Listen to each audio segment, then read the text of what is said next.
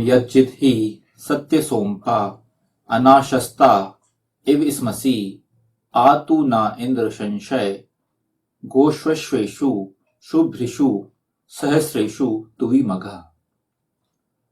जो कुछ भी हे सत्य सोम का पान करने वाले अथवा पालन करने वाले, हम आप प्रशस्तों के समान हैं, किंतु भली भांति प्रशंसा करो हमारी।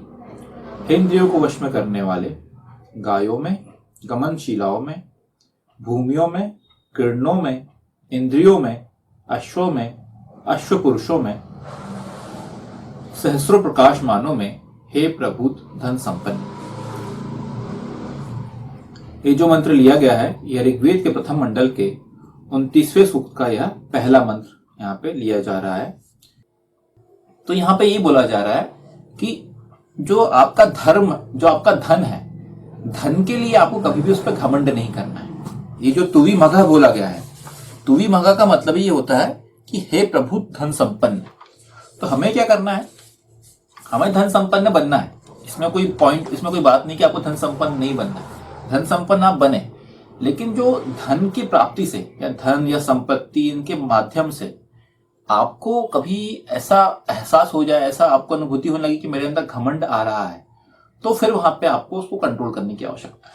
आपको फिर अपने आप को कभी भी इन चीजों का, इन शक्तियों का या धन संपत्ति का कभी भी घमंड नहीं होना चाहिए, क्योंकि जहां पे घमंड होगा, घमंड ही पहला आयाम है आपके पतन का।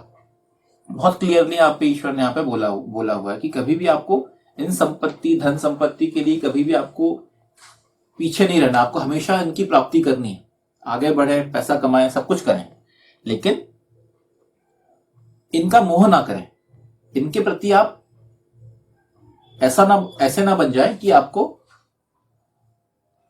आपका जो ये है घमंड जो है, या आपके अंदर जो ये घमंड वाली जो चीज बनती है, नेगेटिविटी आती है, ये चीजें नहीं होनी चाहिए। क्योंकि इसके लिए आप देखेंगे कि ऐसे बहुत सारे वेद मंत्र आपको मिलेंगे जहां पे त्येन त्यक्तेन भुंजीथा, इस टाइप से बोला गया कि त्याग के साथ भोग करें। मतलब कहीं पे भी जो आप प्राप्ति कर रहे हैं, जो भी चीज आप कमा रहे हैं, जो भी चीज आपको प्राप्त हो रही है, उसका एक पोर्शन को आप त्याग भी करना है उसका। क्यों? क्योंकि वो जो त्याग है आपको, वो त्याग आपको क्या करेगा? बैलेंस बना के रखेगा।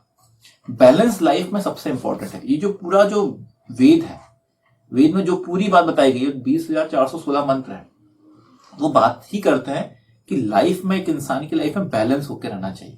क्योंकि देखिए, इंद्र हुआ या अग्नि हुआ या सोम हुआ, जो भी चीजें हैं, अल्टीमेटली वो वही है कि आप अपनी लाइफ को एक बैलेंस आउट करें। मतलब कहीं पे भी किसी चीज का वो ना करें। देखिए, कंट्रोल की बात कही ना, अगर इंद्र शब्द का सबसे ज्यादा यूज किया गया है, मतलब इंद्र का मतलब ही अपने आप में क्या? कंट्रोलिंग करने, कंट्रोलिंग पावर अपने अंदर लेके आना। तो आपको कंट्रोलिंग आपके घमंड में भी करनी है। आपके अंदर जो भी नेगेटिविटी टाइप की चीजें आ रही हैं, क्योंकि देखिए, इंसान का जो एक तरीके से आप बोल सकते हैं कि जितने भी उसके अंदर काम, क्रोध, लोभ, मोह, मद, जितनी भी सब चीजें बताई गई हैं, ये सब चीजें जो है ना, जिनको आप बोल सकते हैं कि इसके अंदर की कमियां होती हैं या ये सब चीजें होती हैं, ये सब चीजें इंसान के अंदर बनाई गई हैं। वो इसलिए बनाई गई हैं क्योंकि हर किसी का कहीं ना कहीं कुछ कुछ यूटिलाइजेशन है। बट उन सब चीजों को अगर आप कंट्रोल के बिना काम करेंगे तो आप पाएंगे कि वो फिर उसका गड़बड़ हो जाएगा। यहाँ पूरा खेल कंट्रोलिंग का है। आप ये बोलें कि देखिए, क्रोध बनाया गया है अगर, तो क्रोध 90% टाइम आप देखेंगे क्रोध से गड़बड़ हो जाता है। क्रोध अगर आप करेंगे, बहुत क्रोधी कोई इंसान है वो अपनी लाइफ में कहीं ना कहीं गड़बड़ करते ही रहेगा, हमेशा हर वक्त करता रहेगा। लेकिन वही क्रोध को आप सही तरीके से यूटिलाइज करें, चैनलाइज करें उसको, तो आप पाएंगे वो क्रोध का सही तरीके से आप यूज करके क्रोध के माध्यम से भी आप सफलता प्राप्त कर सकते हैं। भगवान राम क्रोधित नहीं होते थे कभी भी, लेकिन ऐसे भी नहीं हुए कि जब भगवान राम, जब सीता जी को लेके चला गया रावण ने, तो भी ऐसा नहीं भगवान राम शांति से बैठे रहे। तब वो उन्होंने एक कैसे इसको अर्जित किया जाए, कैसे रावण को समाप्त किया जाए, उसके लिए उन्होंने फिर से पूरा नई रणनीति तैयार करी। ऐसा भी नहीं कि बाद में सबको छोड़ते रहे, मौका हर किसी को देते थे। वो भगवान कृष्ण का एग्जाम्पल है। आप शिशुपाल ने गालियां देता रहा भगवान श्री कृष्ण को, लेकिन वो मुस्कुराते रहे।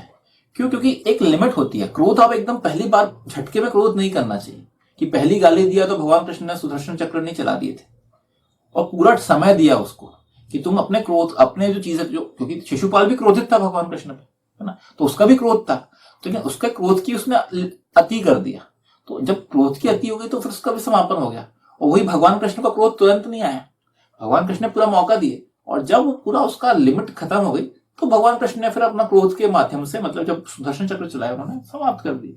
तो पॉइंट यही है कि हमें हमारे अंदर की जो कमियां हैं, जो भी चीजें हैं, या घमंड है, ये सब चीजें, इन सबको सही तरीके से चैनलाइज करना होगा, और उसके लिए वेद की आवश्यकता है। एक्चुअली वेद के माध्यम से आप इन चीजों को समझ सकते हैं, किस तरीके से किस चीज का यूज कैसे किया जाए, ये इंपॉर्टेंट है।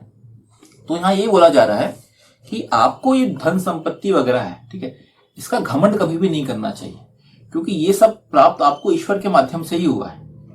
और कहीं पे ऐसा भी हो सकता है कि जो आपको मिला है कल को वो चला जा भी सकता है। बहुत सारे लोगों को आप देखेंगे कि बहुत एग्जाम्पल है हमारे पास, तो कितने भी कहीं भी ले लो, कि जो नंबर 1 टॉप पे थे वो बैंकरप्ट भी हो गए।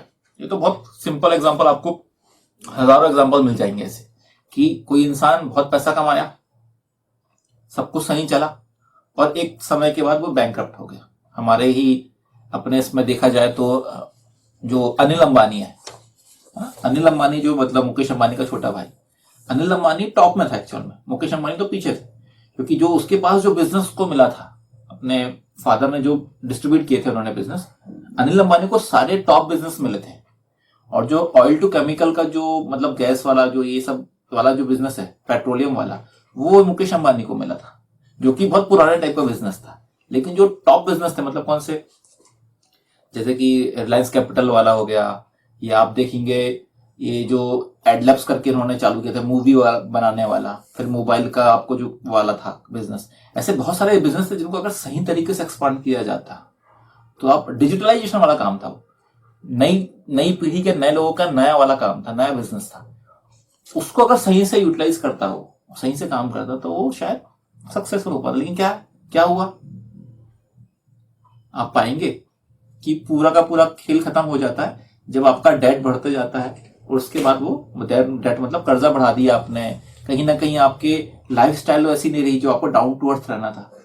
आप देखेंगे विजय माल्या, बहुत सारे एग्जाम्पल हैं, एग्जाम्पल की तो कोई कमी नहीं है। डाउन टू अर्थ जो इंसान रहता है वो अपने पैसे को भी, संपत्ति को भी बढ़ा सकता है, लेकिन वहीं पर घमंड वाला ये जो कंसेप्ट आ गया, उससे आप पाएंगे कि वो फिर आपको बैंकरप्सी फाइल करनी पड़ती है, आप समाप्त हो जाते हैं, तो जो पैसा आपको मिला वो चला भी जाता है। तो पॉइंट क्या है, देने वाला ईश्वर है और लेने वाला भी ईश्वर है। तो आपको कोशिश ये करना है, जो मंत्र यहाँ पे ये बताया है कि आपको कोशिश ये करनी है कि आप उसको मैनेज कर सके।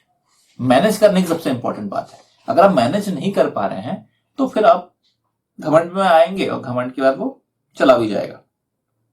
ईशान की प्रशंसा, ईशान की उपासना, उसका ईडन हर परिस्थिति में किया जाना अधिक आवश्यक है। इसलिए इस सूक्त के समस्त मंत्रों में यह बात बार बार दोहराई गई है।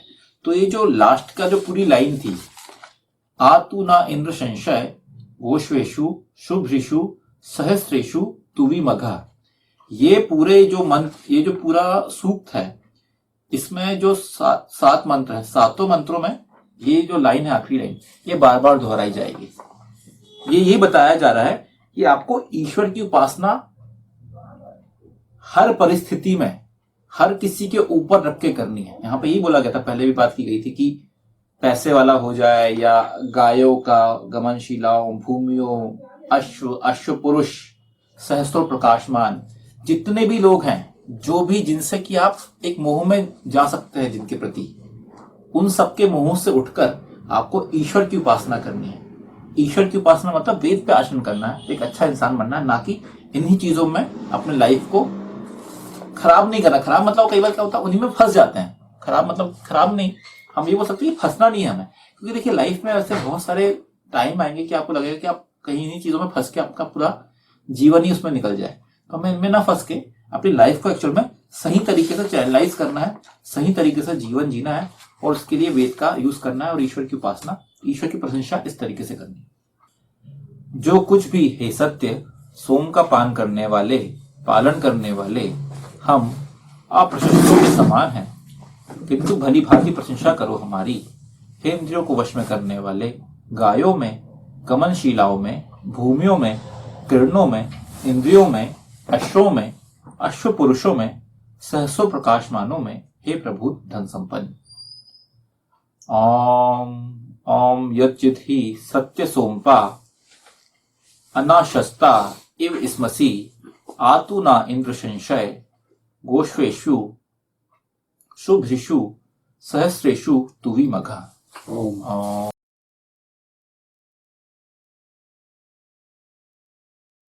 वैदिक पर्सपेक्टिव के इस YouTube चैनल को सब्सक्राइब करें, वीडियो को लाइक व शेयर करें।